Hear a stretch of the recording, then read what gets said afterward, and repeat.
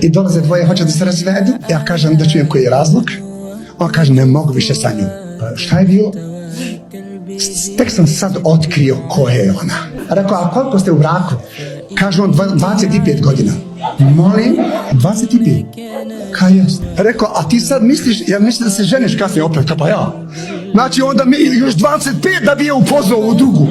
Rekao, slušaj, ja imam jednu terapiju za tebe, jednu tableticu, ja sam je koristio i vjerujte, nikad ti razvod braka neće napasti. Kaže on, koja je tableta? Rekao, slušaj, svaka mačka isto mjauče misleći na ženu, a svaki cuko isto laje misleći na muškarca, na muža. Mačko samo treba milkiti, vidiš kad počne da prede, a cuku samo oko njega drži, evo ti na, evo te drži, izvedi ga, ha, vidiš, lajaca na svakog, na tebe neće. I vidite sad rezultata, nakon 3 mjeseca, zove me jedan prijatelj, kaže, tvarno mačka Alprede.